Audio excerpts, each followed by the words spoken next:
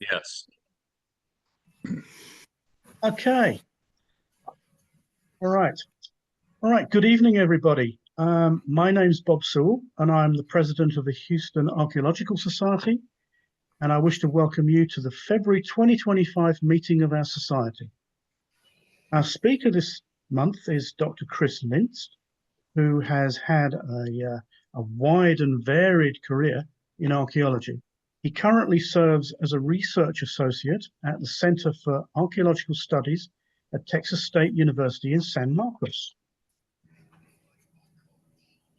Dr. Lintz received his master's and PhDs in anthropology from the University of Oklahoma and his bachelor's in anthropology from Arizona State. He's conducted and directed cultural resource management archaeology in 17 states and Puerto Rico, working for various universities and private consulting firms.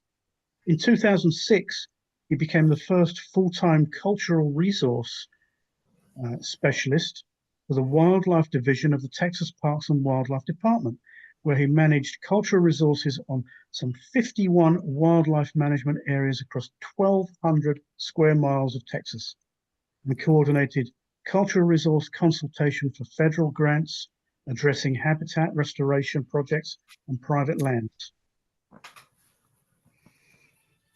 Dr. Lintz has published more than 370 reports, articles, and book chapters on a wide range of projects and research topics.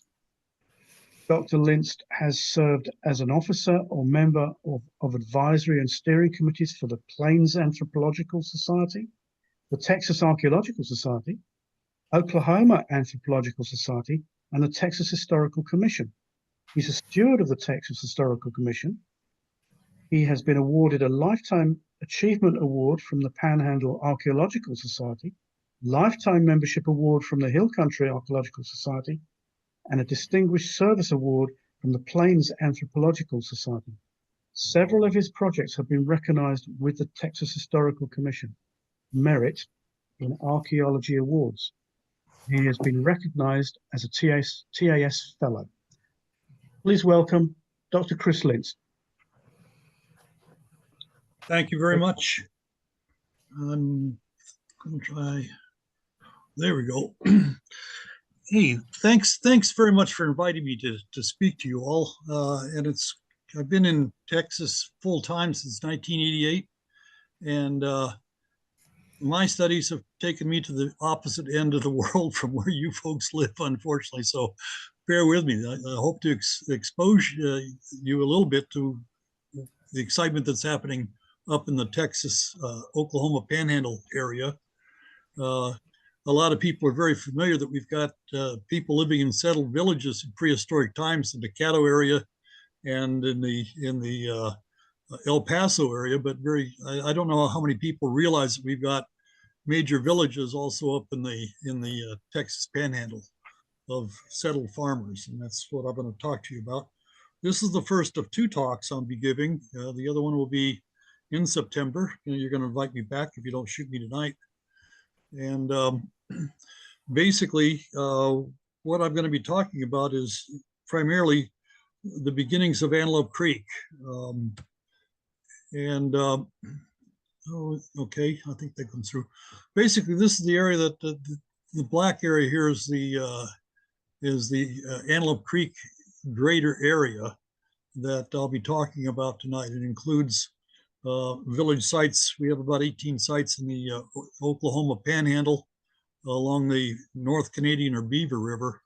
The main focus is along the Canadian River proper, but we do even have a few structures occurring in the Prairie Dog Town Fork of the Red River, a little further to the south. This culture dates from around 1400 to 1450 or 1500, and it relates. What's so scary about this is these people are building stone houses or stone foundation houses, and sometimes stone houses altogether, but they are Plains Indians people. They're not Pueblos, and it took a long time for archaeologists to sort that distinction out. But they're characterized by cord mark pottery, bison bone horticultural tools, influence distinctive old stone tools. And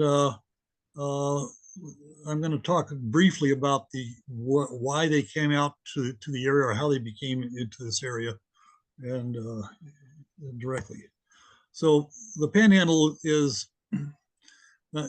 basically mostly an outwash of the Rocky Mountains. When the Rocky Mountains uplifted, they started eroding in major river systems. So we have major alluvial fans that crossed it. And so the high plains itself are very flat. And it continued to do that until the Pecos River migrated north and captured all of the rivers that were flowing across the high plains, except the Canadian. Canadian is one of the few that have crossed the entire southern high plains. So it's characterized by this mesa top flat surface that, heaven help you if you're caught out there in the middle of winter in the flatlands. You need to get off that area. But we had the flat level area has several hundred playa lakes, natural depressions that are mostly caused by the dissolving of gypsum and salts below it, and the collapse of the overlying things, creating minor depressions that hold water all year round in some cases, or sometimes just periodically. Many of the archaeological sites occur in the dissected canyonlands. In fact, this picture I'm showing you for dissected canyonlands is actually very close to the buffalo jump that was found 2 years ago on the Caprock Canyon State Park. So it's been a great mystery why the folks in Southern Plains, this is only the second bone bed associated with a bison jump ever found in Texas. The first one was found 64 years ago down at Valverde County. When you go up to Canada, you get hundreds of sites in each of their provinces. So it's a whole different style of hunting down here.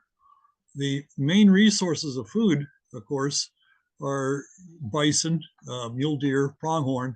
We do find elk out on the high plains, but we tend to ignore the fact that we're in the middle of the North American Central Flyway. And during the fall and winter, we have abundant geese and swans and all kinds of exotic birds. And those do show up in the archaeological faunal assemblages from these sites. The major native foods that we have out here are mesquite beans and pods, which is the lower left, wild ryegrass, prickly pear, tuna, and sand plums are a delight for everyone that finds those areas. The wild ryegrass we're actually finding in some of our archaic metates that are found in the Panhandle area. So they're harvesting those and grinding them up into flour. This is probably a chart many of you have seen before, but this is essentially the cultural periods and the human exploitations. But the two columns on the left relate to the moisture and the temperatures that occur for the last 13,000 years up to present. And there you go. Can anyone see my cursor? Antelope Creek is this area right after, towards the end of the green, and just before the Little Ice Age strikes. We're right in this area is what we're talking about in terms of time period. So that kind of lets you know that we're in the middle of transition, and it is clearly reflected in the cultures that we're seeing. The refinement of the paleoclimatic stuff involves a fairly recent computer program that's been put together, in which people have synthesized tree ring data from all over North America, including Alaska, Canada, and the entire United States. And what they've done is they put a grid system, 100 miles squares, corner points across the entire area. And then they go back and have compiled the tree ring data, which are the green squares in the lower left boxes. And then they're weighted about the distance from a corner point. And based on these things, they can extrapolate the tree ring data with heavier weights to the closer ones to reconstruct areas. We don't have trees in the panhandle that often, so we don't have really anything to judge that on, but we have extrapolated these. Now, once you have data from the four corner points, you can take an archaeological site, which is the lower left circle in the square, and that's the Crossbar Ranch helium plant area along the Canadian River. And they can reinterpolate the four corner data from each of the four corner points to create a single location relevant to the single location. And this again covers the entire North America. And you can either look at the data as I have here synchronously, year by year change, or you can look at them horizontally about what parts of North America are wet when other parts are dry at any given year. So it's kind of a fun program to play with. But the main point I wanted to show you is that in the right column, what this represents is the Palmer Drought Index. And what that means is that in June of the years when most trees add their growth rings the fastest. And so when you chop down a tree and you see the growth rings, they vary thick to thin, and of course they're thin during droughts during June, and thick when they're abundant moisture. And what we're looking at here is the standard deviations. The 65% percentage rates occur. This would be like a moderate drought going on, but then it gets more intense the further out you go. When you're out here, you've exceeded 95% of all the droughts that have happened in the area reach that time period. And then this is the green of the wet areas. And the radiocarbon dates that I was playing with for my dissertation suggested it was 1200 to 1500. But with this new data coming in here, we have to start paying attention to these prolonged drought intervals we have, which are reaching the third standard deviation of intensity of drought. This is 7 times longer than what the Dust Bowl people had to face in the 1930s here. And it's not a surprise then that we cannot find continuity between the cultures predating 1100 and the Antelope Creek people, nor can we necessarily find continuity between the Antelope Creek people and the people that occur later. Basically, the cultures in both areas, the earlier ones and the later ones, are collapsing and are doing other things. That's going to be my topic for next in September's meeting, is this, what happened to these people a little bit. But so we're talking about the beginning of this one in this talk. I'm going to skip back before Antelope Creek. We have the early ceramic period. In the old days, we use a lot of different terms for this area, but the truth of the matter is that we have in the Texas Panhandle the merger of influences coming from the Cordmark pottery woodlands people, and Cordmark pottery is actually coming out of the old world across New York State, across the Ohio Valley, across the plains, and I think it reaches like Kansas City around 200 AD. It doesn't get down to the Texas Panhandle until 500 AD. And the other influence, of course, is the eastern extension of the Mogollon people, who actually crossed the Llano Estacada, the outwash prairie that's still intact, and they're settling in what we call the Palo Duro complex. And so we've got Mogollon people living on that side contemporaneously with the woodland people. So this is the characteristics of the Lake Creek complex. I'm just going to show one slide for each of these two cultures. This is the Cordmark pottery vessel. It's woodland, and they tend to be a little bit more pointed bottom shape than the one I characterize here, but they're wide mouth jars that are textured by wrapping cordage around a paddle and beating it while the clay is moist to get that texture to it. And there's all kinds of reasons I'm not going to go into in this talk about how that happens. The projectile points are predominantly arrow, the scalorn points that you folks find down there are found up in this part of the country too. But the other thing that's interesting is that we have large archaic corner notch points showing up in the Texas Panhandle during these early time period, AD 500 up to 1100. And it turns out the current thinking is that we have a tremendous number of bison on the high plains, and the big dart points in the atlatls are so much more efficient at dropping bison than arrow points. It took a while for people to change their hunting styles to adapt small arrows to hunting bison, which occurs during Antelope Creek period. But at this time period, we get a lot of dart points, and we're finding dart points in context that suggests they're still around at 900 AD, which is 400 years after the arrow points and the woodland people show up, and they occur in the woodland sites. So we've got dual technologies occurring simultaneously by the Lake Creek people that are coming out of the Kansas City Plains people. The Palo Duro complex, again, extending across the plains, they basically have, I've got to hit another button here. There we go. What we have are pit houses coming in from the Mogollon area and settling around Turkey, Texas area. And there's a number of sites that have been dug out here. But the pottery is plain brownware, classic Mogollon stuff.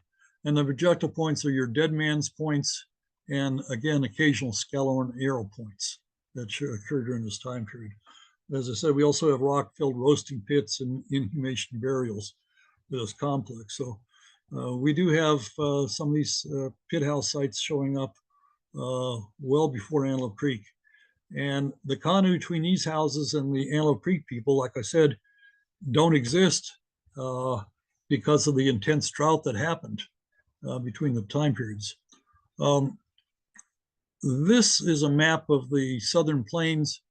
The heavy dark line is the extent of cord-marked pottery, with the exception of Conley Peak, needs to be included there.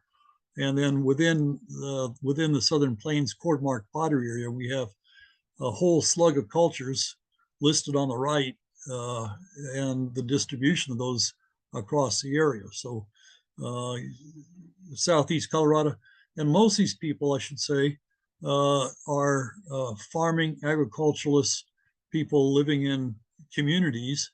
The only people that are living in stone structures are the ones in Colorado and the ones in the Texas Panhandle.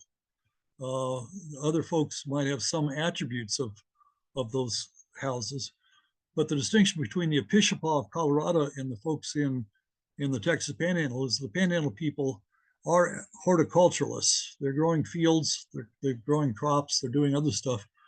And they've got a very rich and elaborate stone and bone technology, where the folks in Colorado, the only bone technology they have on the Episcopal, I believe, are bone awls and rabbit bone beads. They don't have hardly a darn thing over there, and their houses are quite primitive. So, and they don't have agriculture being grown over there. But all these other cultures that occur, Texas Panhandle off to the east, are horticulturalists at this time period.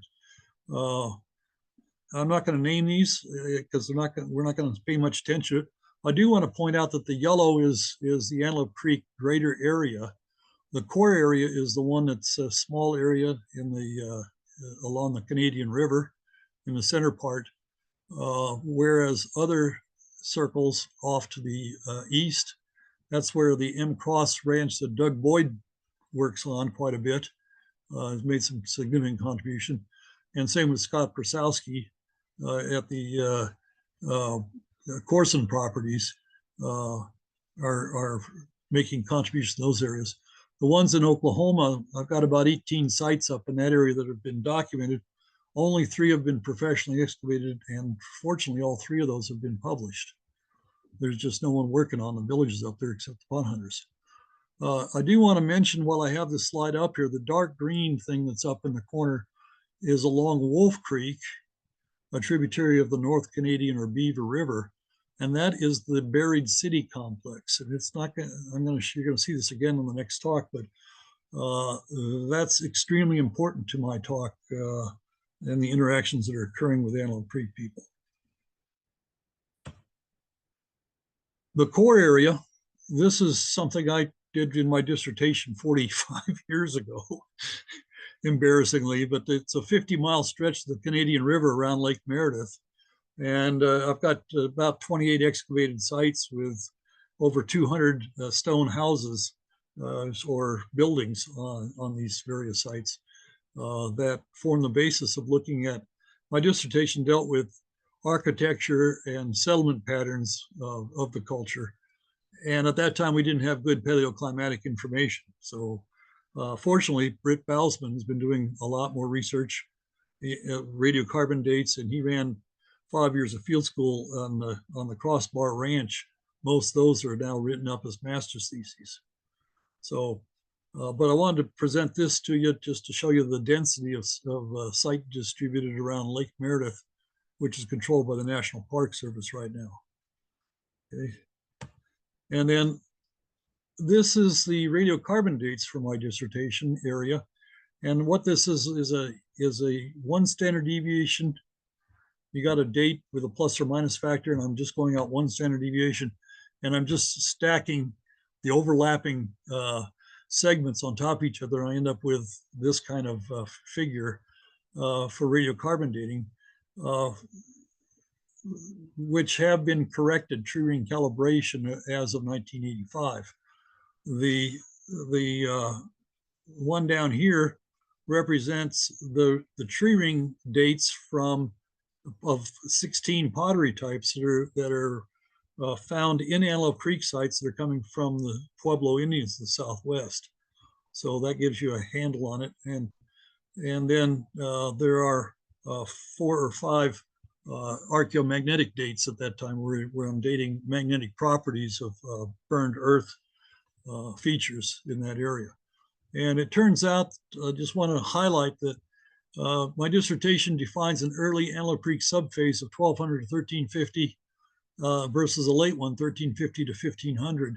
And they're based on the fact that the early subphase of Antelope Creek has a great diversity of buildings, but they have also contiguous room pueblo-like structures with up to 7 different families building a single building.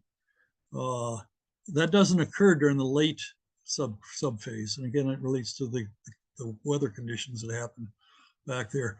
Also, there's a shift away from the Canadian River up lateral tributaries to capture the spring waters that are coming out of the drainages from the Ogallala Aquifer. So we have settlement pattern differences, we got architectural differences, and a few other minor things that are going on here. The critical thing about Antelope Creek is that Alabates flint is a renowned and famous material. You can see how colorful and how pretty it is on the right. There's a master's thesis out of Arlington, Texas, by a geologist who went out and sampled some 40 different locations, taking out the geological map. The dark green amoeba along the Canadian River is the geological distribution of the Alabates formation. And he went in and collected samples, did petrographic studies, and it turns out that in most of these areas, the Alabates chert that occurs here, he calls them beads, and they are literally about as big as a pencil eraser in the dolomite rock. It's Alabates is a conversion of dolomite solidified and becoming a chertified material. Only 2 areas that occur where the national monument is, the Alabates National Monument, and over here on Plum Creek. These are the only 2 areas that have in excess of 50%, and it's closer to 90% of the deposits are certified. So those are the 2 main areas of the chert for Alabates is right here in these 2 deposits. That's going to be important for the next talk too, but I just want to introduce that to you. I'm not kidding about these people looking like Pueblos. And these are what the houses look like. And unfortunately, because they're made with the base of the walls of these things are made by vertical stone slab of adobe or I'm sorry, not at these structures. This is dolomite rocks that are set vertically in a wall trench. And what they're doing is the upper might be adobe, it might be stacked rocks above it. There's a great variation in it. But what's happening is that they're trying, by these vertical rocks, they're breaking the tension of the weight of the walls from crumbling when it hits the ground surface. And so a lot of these sites will have these kinds of foundations, easy to spot, and the vast majority of the Antelope Creek sites have already been heavily impacted and damaged. The classic residential structure, the drawing actually is a combination of multiple things here. Let me start off by saying the one on the right is actually the doorway into the site. It's this part coming down a long vestibule, long entryway. And this is a WPA excavation where they actually found a number of rooms where the roofs were still intact on these things. So the entryways are only about 3 feet tall. You have to crawl in on your hands and knees. With hostilities occurring in some areas, it's advantageous to get your enemy coming in a kneeling position so you can whack them as they come into the door. We have quite often a ridge of clay right at the beginning of it. And this is to keep whatever moisture, this is subterranean in here, whatever moisture might come in the rain and fill up here is stopped by this ridge. You come in here, you have an entry step. This central third of the floor, the center part of the floor, is recessed 15 to 30 centimeters deeper than the floor surface to the north and south sides. And it also incurs the 4 central roof support posts and the center hearth. And basically what this thing is an amazing feature because it captures all your indoor activities, and the ash from the hearth and everything else is kept within the channel, and it's easier to maintain your house. Where these higher floor surfaces here and here are probably covered with buffalo robes, and that's the bedding area, sleeping area. Now, sometimes we have bins. In very few sites, we have a wall across the back that are called a bin area opposite the doorway.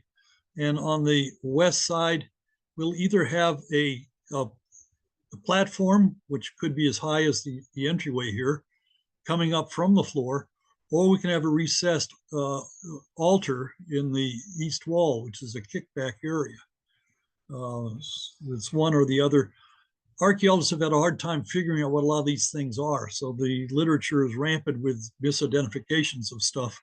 And this recessed altar was only found in 1970, the earliest one found, and it's been found quite often since then. These occur in the earliest structures, but this is kind of what the main residential units look like. This is the great diversity of house forms, where you have residential rooms, being the one I just showed you, or sometimes more simplified versions. And then we get other ones where we have small circular antechambers here and here. And I think there was one down here, but this is all destroyed. By the way, this is the type site of Antelope Creek Ruin 22 dug by the WPA, and it's named for it. The original reports, this is dug in the 1930s, and the center channel areas were interpreted as walls to houses. So they called each one of these areas different rooms to this house. And unfortunately, one of the earliest people, Curry Holden from Texas Tech, came out with the students and dug a trench right down the center, and he captured every single one of the fire pits. So the WPA never found any fire pits in them, but they're all in the reports that Curry Holden reports on. So it's been reconstruction. We also get small isolated structures with center pits occurring as Chicken Creek site. And then miscellaneous things are filling in gaps that occur between rooms. And just for the sake of it, anything that had stone masonry included. So we got slab line pits and bell-shaped pits and vertical pits. So this is essentially the diversity of architecture for the culture.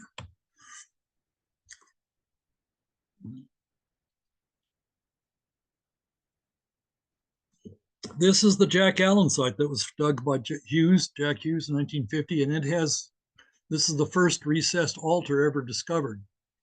showing up here. There's 48 wall posts here. There's no stone masonry here, but it's got the same entryway, a little bit above of an expanded entryway. Again, the entry step, the flange coming out this way, depressed central floor channel, center hearth, 4 roof support posts. Storage pits flanking both sides. And this is a very common pattern to have storage pits out in front of the eastern extended entryway. So these things, like I said, have been found. And since we found these things, WPA never recognized them. Their field notes do indicate they've dug through massive adobe concentrations, but they don't record them as houses. So we're now attuned to these things. There's been a lot of interpretation about what these houses look like over the years. I'm not going to spend a lot of time on these things, but just to let you know that people like Doug Boyd and off to the east at the M Cross area, they believe we actually have earth lodges in which the earth comes up and covers the roof and falls down, but it still has a center depressed floor channel, entry step, and the entryway. This is the Jack Allen site that in the report I haven't yet published, but again, it kind of shows you that we've actually collected 16 boxes of burned earth during the excavation of this thing in the 1970s, and I had Joe Rogers put this together as pottery. So we now have reconstructed the entire chimney and upper roof area down as far as the center post, the 4 center post framework. There's a slight chance we've got a slight change in the roof angle at that spot. But this is what I think is common to these wooden houses. Oops, there's the Hank House Earth Lodge. Okay, again, I'm going to talk about the quarries next time, but I really want to point out that the National Monument has 728 quarries located around the head of this one canyon. This is the National Monument area, quarry pits, and they're all located about 1 mile from where Alabate's Ruin 28 is. And Alabate's Ruin 28 is the second, with Antelope Creek, is the second type site for the culture. And you'll see it here in a minute. But basically, this is the WPA excavation of the site, and we have a contiguous room structure of 22 rooms, 4 residential structures without ancillary rooms around the outside of it. In excavation unit 1, then we've got 150 feet to area 2, and when they started excavating areas 5 through 8 in the south half. And I'm not going to go into a whole lot of detail here other than to tell you that area 8, these houses down here have virtually no artifacts, and the exterior excavation areas have virtually no artifacts. But over here we get superimposed houses and a lot more structures here. So area 1, areas 1 through 4, we've got, I converted this from 10 by 10 foot squares to 1,500 square meters in this area, been excavated WPA. And the lower one is 4,110 square meters for the area B. We have a lot of stuff from the site. Not much is written up in a meaningful way. The other thing that's really fascinating about Alabate's Ruin 28 is that there was a mound on the site. And it turns out that this mound was erected over the tops of the contiguous room structure. So the 22 room contiguous structure is inside the middle of this particular mound. This is a platform mound like you'd see in the Caddo area. They're exceedingly rare in the plains. We may have one other one in Antelope Creek that has not been fully investigated, but they're exceedingly rare. But the fact that this mound site occurs within 1 mile of the quarries and all the activities occurring at the quarries is not a coincidence, in my opinion. Here we are inside the room. This is a 22 room block, and the WPA did silly things. They actually dug the room out, left the walls intact, and they gave you the height of each wall in each corner of the room. So I'm able to reconstruct the height of the mound. And so we have a 72-inch tall adobe wall in a house that is 650 years old. And the only way to preserve adobe, and what you see is you got a layer of masonry here, horizontal masonry layer here, masonry layer here, and a masonry layer down here. This is the vertical stones with adobe mud between here. Other sites that we have got masonry the entire distance, and in Jack Allen might be posts sticking up above these things. This is a window that was in the wall that you could reach through and see it. So here we have the window and everything else. I'm not going to go in a long story about it, but historically there were 5 excavations on this site that was required in order for people to visit the national monument where the Alabates flint quarries are.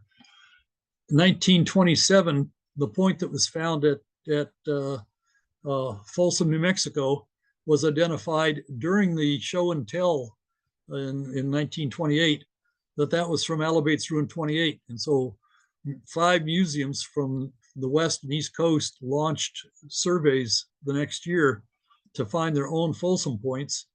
And invariably, because they were told it's Alabates, they all ended up here. The politics are crazy in Texas, and I'm not going to go into the details, but the bottom line is that each one of these 5 groups was forced to dig for a week on Floyd Studer's sites. This is way before the WPA, before he would let them have access to the quarries.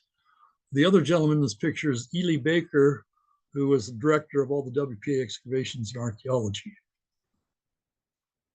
Pretty amazing location.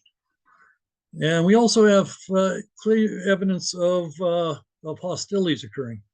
This is a site that I directed for the Texas Historical Commission in 1984. This is Landrigan Mesa, and my mission, this was proposed to be a state park at one time, and it fell through. It did not get developed into a park. I'm not going to go into those details either, but the bottom line is that we were trying to see what the condition of the site was. And on top of the mesa, you can see the excavation screens right here, give you some size of how big this mesa. It's a ½ acre in size. This is the access route to the top of the mesa, but I was digging right on the very lip of the edge over here because it was least disturbed, and opening up 42 square meter block excavation, and without destroying houses, I found parts of 10 different houses representing 7 different components, dating from the late Archaic, but mostly dating to Antelope Creek on the top of this mesa. So there's a reason that you live on top of a mesa like this. It isn't something you want to do every day. And we do have other ones. Congdon Butte is down south in Motley County. Little Landrigan's about 5 miles away. Arrowhead Peak is in the middle of the island, in the middle of Lake Meredith. So we do have other examples of these mesa top sites in existence. But then we get other things like the footprint site. And this is the WPA, or this is the Lake Meredith salvage excavation. And they found 3 Antelope Creek houses. And in house number 1, this house back here was spectacular in that it had 3 subfloor pits, and each pit contained 7 human bodies.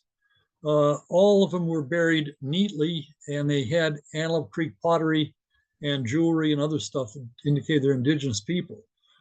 The actual floor of the house had a disarticulated human body, leg, arms separated and scattered about the area. Then there was a layer of sand put over the house was burned, a layer of sand was put in over here. And right in here, after all this burning and sand fill and everything else that occurred, that's a pile of 13 human skulls, that some with articulated cervical vertebra.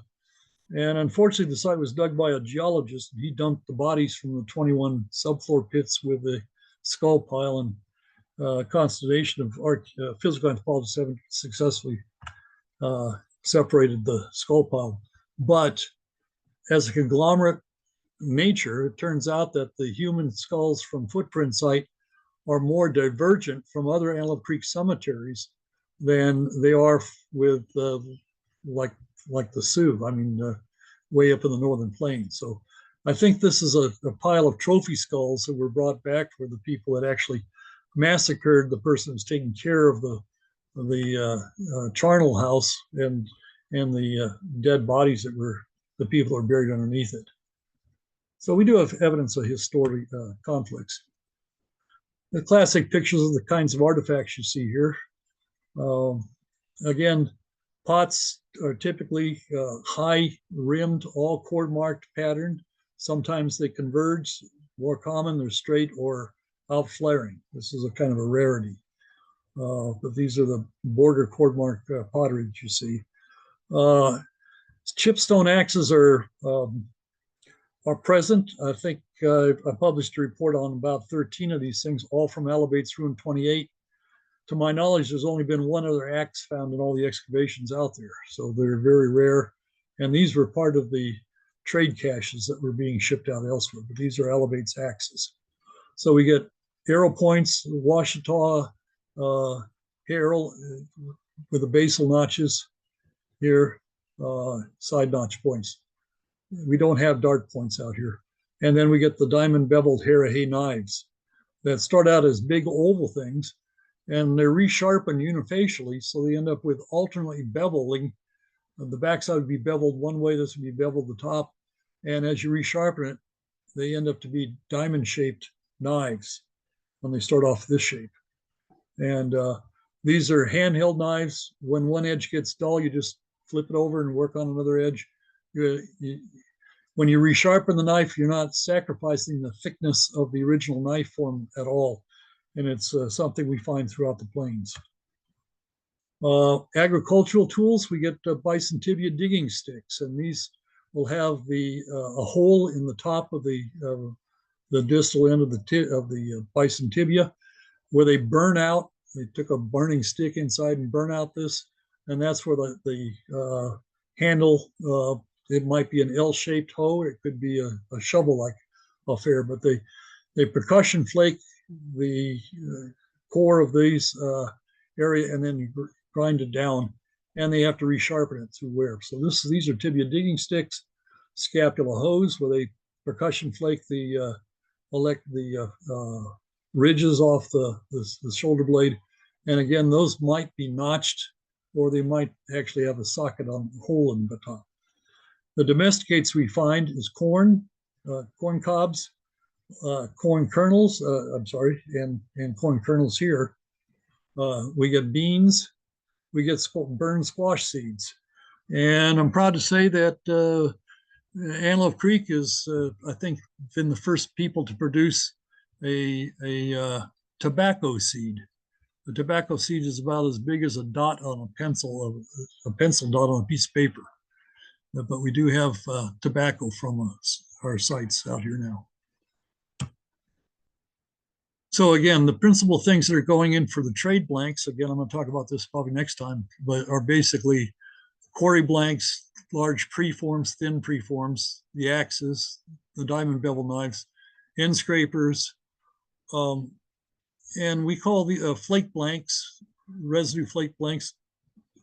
This is a tool chest, and it comes from Antelope Creek site, which this was a cache, essentially. They're all found together, but it's a great diversity. It's like, it's not a tool kit is this thing where everyone's doing the same thing. The tool chest is like a plumber's tool chest. So we get these things. So we have an awful lot of tools showing up on Alabates that's being traded around. Here we're going back to Alabates Ruin 28. And this is the location of an Alabates flint cache. There were 25 caches found by the WP excavations involving 288 quarry blanks. The whole site has produced 416 quarry blanks. They're at the Panhandle Plains Museum. And between these two areas, remember, this is under a mound. A mound has been built over this for the late period. And there was a house on top of the mound of the guy that lived here, and that guy must have been powerful. But this is the number of caches marked in red and blue of how many are occurring along the base of the mound around the thing.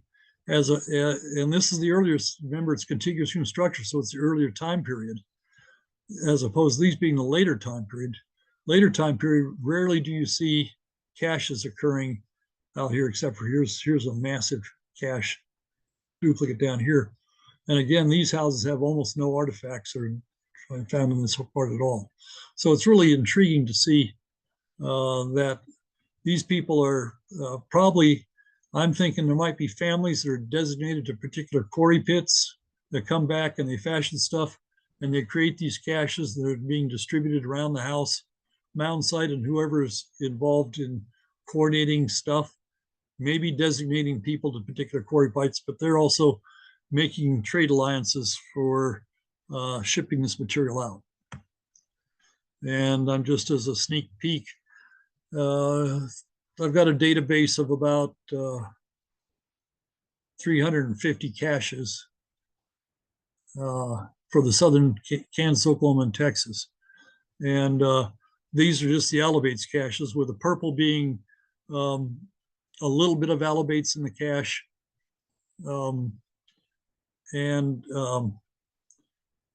The blue is mostly Alabates, and the red is 100% Alabates showing up in these caches. There are two counties, Hutchinson and Potter County. There's 32 caches for those two counties alone. Of course, those are the ones where the black dots are, and they're all Alabates. They're mostly Alabates except for two caches, 13 in Hutchinson County. The movement of stuff, again, I want to reiterate, with the Alabates quarries in this area, the rivers have washed that down the Canadian River, and we get Canadian baseball-sized pieces of Alabates flint at the three rivers, or at the Arkansas River confluence. There's three river confluence here. The Caddo Indians are getting Alabates flint for making arrow points out of the local gravels. And so if you're going down the creek, you don't see these caches occurring directly on the creek itself. But what you do see is you get concentrations in Kansas, the Southwest, and over here. So it's part of the trade relationship, the greater trade relationship of Alabates. And I think, I don't know what time period I am in here, but I'm running out. Okay, so I want to thank a million people for the 40, 55 years I've worked out here. People have drugged me out to the field, showed me stuff. About a third of these people are no longer with us. Heartbreaking situation, but I've certainly benefited from all this thing. The part two is going to deal with the Alabates quarries. We've actually have an unpublished report on an excavated quarry, and I've got a slide of that, which will show you what open quarry looks like. I'm going to talk a little bit more about exchange patterns. I'm going to talk about rendezvous trade centers that are outside of the Antelope Creek area, and the interaction with Pueblos and Southern Plains groups.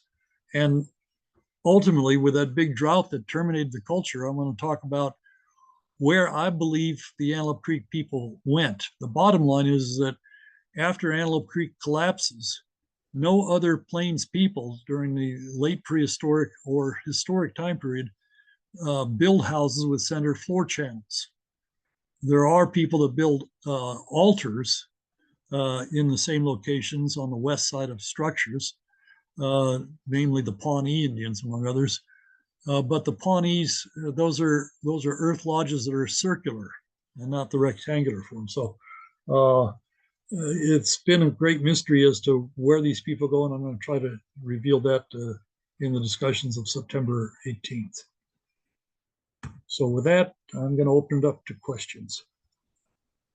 Okay, well, thanks very much, Chris. Yeah, let's have some questions to this most interesting talk.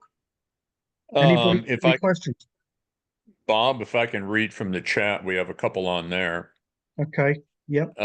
Betsy Wittenmeyer asked, well, two things. Number one, she said, I noticed the quarry pits a year or so ago when driving through, but could not tell if the public can visit. Can you share how that works?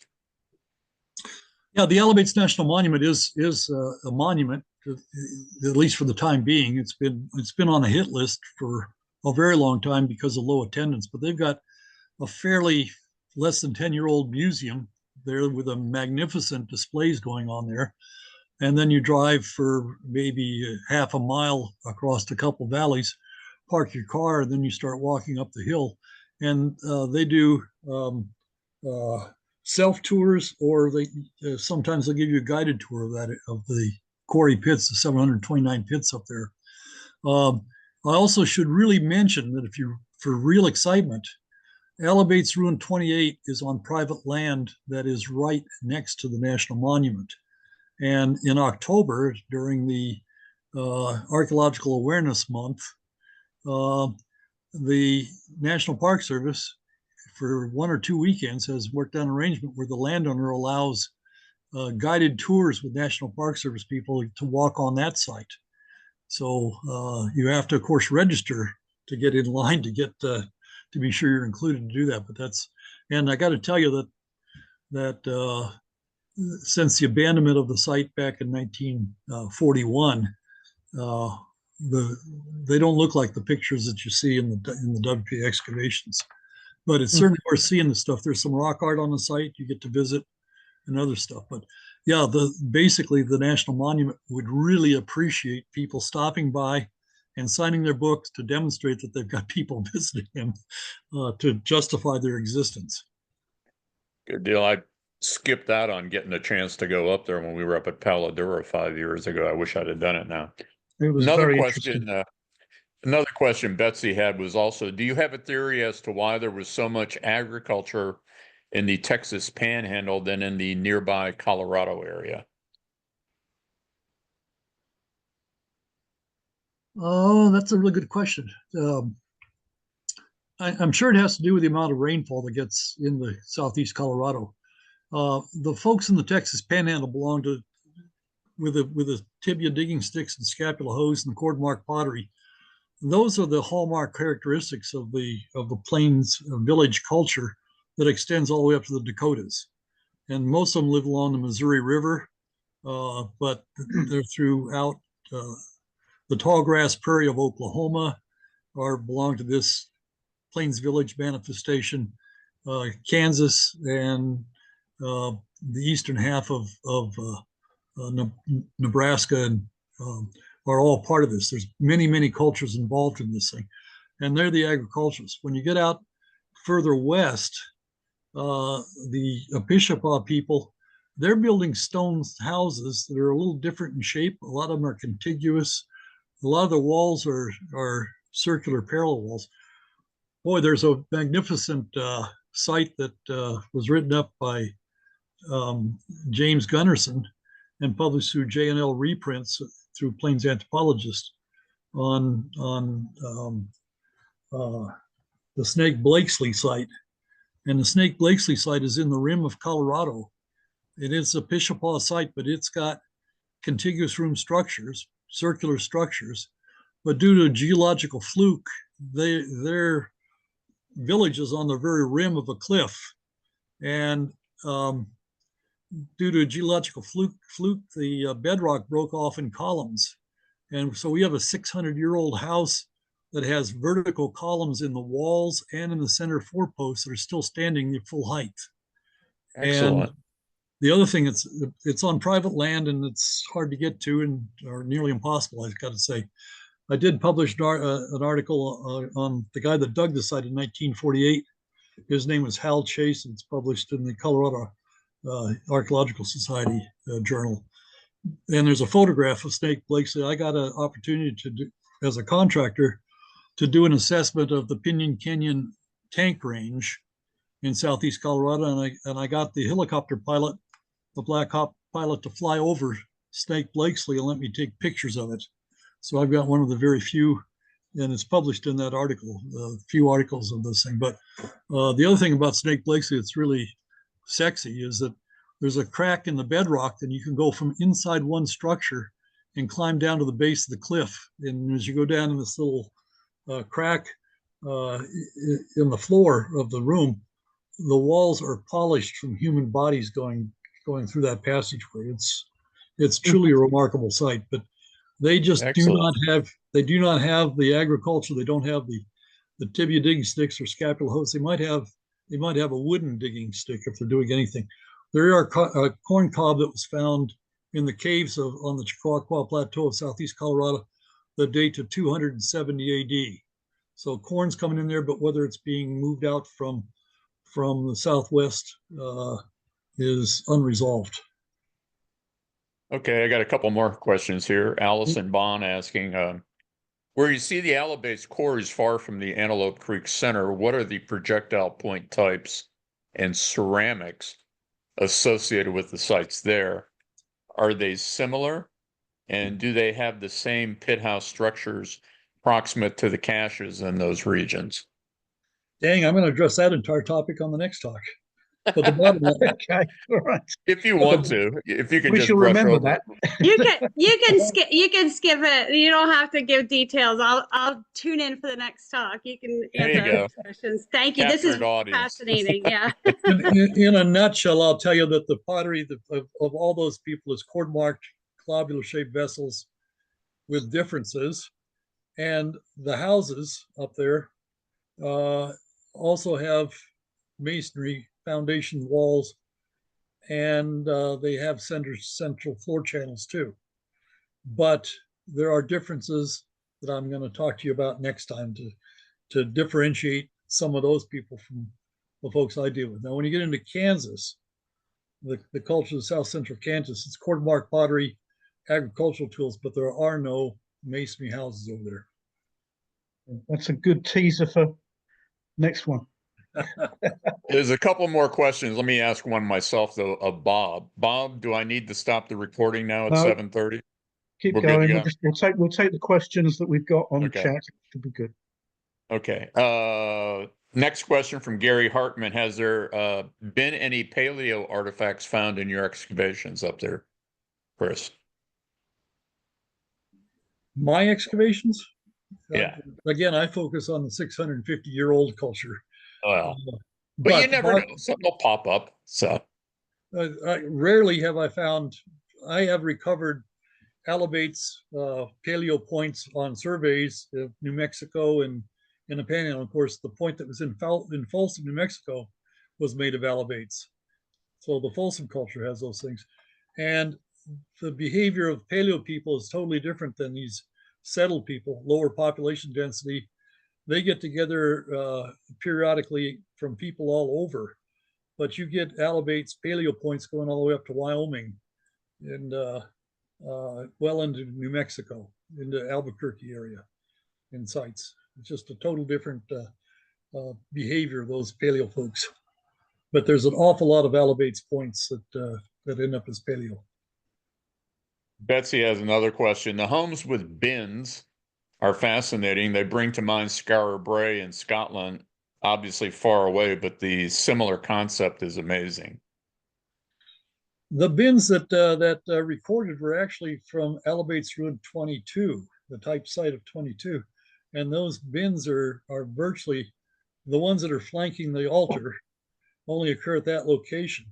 We do find in other places in the higher floor surfaces subsurface storage pits that are stone slabbed or unslabbed. Most of the cache pits are found outside the doorway of these houses, though. Are you familiar with the bin? This is the first time I've heard of this in Indian structures. Have you run into that anywhere else in other structures like that? The Pueblos in Southwest have bins all over the place. Okay. Yeah, it's not uncommon. And I got to tell you, historically, there's the story of the history of the personalities involved with this culture are truly remarkable. Which I've published about 8 articles on individuals, but I never put together a PowerPoint of the quirkiness of these people. But the bottom line is that when this culture was first founded, it called the Panhandle Pueblo culture. And and the reason I don't know if I touched on this before. When they first started digging these sites, they sent letters out. This is the 1920s and 30s. They sent letters out to all. This is advocational local people doing the digging, and they were sending letters to University of Texas and New Mexico and Kansas, Colorado, saying, "What do we have? Tell us what we're dealing with here." And of course, in Texas, all we're dealing with is earth ovens, and the professors here have got no idea what's going on. It was Frank Hibbins in New Mexico that said, "Oh, you're dealing with Pueblos." So they called it the Panhandle Pueblo culture. And the earliest TAS bulletin, volumes 1, 2, and 3, have articles on this culture. And as you read them, they talk about the houses with sea papus, which are the ceremonial ground that Pueblos come up out of the ground. No such feature exists in any of these sites. This is Frank Hibben making up lies and telling people, and it got into the archaeological literature. Along the same lines, Gary asks if you can expand on the altars, ideas as to their function. Saving that for next one. No, I'm not actually. I don't know a whole lot about those darn things. I mean, Too difficult. I've dug a few in my lifetime, and they can be recessed. Like I said, the recessed version only occurs in 1970. After 1970, some of the earlier houses will have the eastern back wall with the alignment of stones, and then in the middle, well, that one's kicked back about 2 feet further away from everybody else. It's vertical, but it's out of alignment. Well, that's got to be a recessed altar that just was never excavated. So we don't know what the time periods of those things are. The altars, the one at the Jack Allen site had, they talked about it, a fire pit up on top of that thing. There was, I can't tell you that we've had caches of exotic materials. There are no fossils. There's no stalactites. There's no quartz crystals, nothing like that occurring on those locations. Nor is there exotic Southwest pottery found on the altar feature.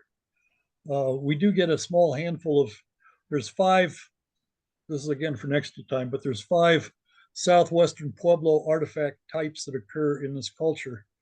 And I'll go ahead and list them, but if I can remember them. One is obsidian. We get a fair amount of obsidian coming, mostly 95% is coming from the Havens Mountains. We get pottery from the Southwest, and Antelope Creek is tied to the Canadian River.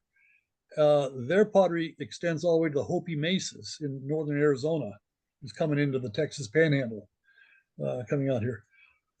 Turquoise around Albuquerque and places we get turquoise mines. That's showing up. Shell jewelry. Shell jewelry is marine shell jewelry mostly, and it's most likely coming out of Casas Grandes in northern Mexico that's being traded into the Southwest and from the pueblos near Abiquiu and not Abiquiu, Galisteo Basin is probably the entryway that's getting that stuff out to the Antelope Creek people. And the 5th object has not been widely recognized, but it is pieces of ground stone coal. And I think the coal is also coming from the Hopi Mesas. No one's ever done any testing on that stuff, and it doesn't occur that often, but we get handfuls of stuff from the Southwest on almost every site. Chris, have these guys moved on, the Antelope Creek people? Have they moved on by the time Coronado came through that area? Yes. So they're gone. Well, not only have they moved on, but 50 years before Coronado got up there, the Apaches came in from the north. And so the Apaches have taken over the kind of the abandonment area. The Feronis Apaches is one of the main groups that are playing in that area historically. Comanches come in after the horse around 1700. Okay, and with that, I think it's time that we wrapped up this presentation. Many thanks for coming and doing this, Chris. We really appreciate it. Thank you, Chris. Thank you, Chris. We hope to see you again in a couple of months' time, if not sooner. We look forward to it. And thanks to everybody for turning up and participating in the meeting. I'm sorry. For all of you that are listening, if you didn't get the gist of it, or if you didn't read Bob's email, I know most of us don't. Chris is doing 2 parts. I talked him into, he had so much material. There was no way we were going to fit it all in tonight. And plus he's leaving for Germany in the morning. So we're doing this in 2 parts. He's going to come back in September. We will meet in person at Trinity Mendenhall because that's our annual meeting for HAS, where we're going to have our new officers come in. So Chris will be up on the big screens, or if you stay home, you can do it just like we're doing here tonight. So, but part 2 will be coming, I believe the date is September 18th or something like that. Yes. Yeah. So we'll see y'all then. Okay. Thank you, Chris. We really do appreciate it. Yeah. Thank So you. with that, Safe we'll travels. say, we'll Thank say you. good night.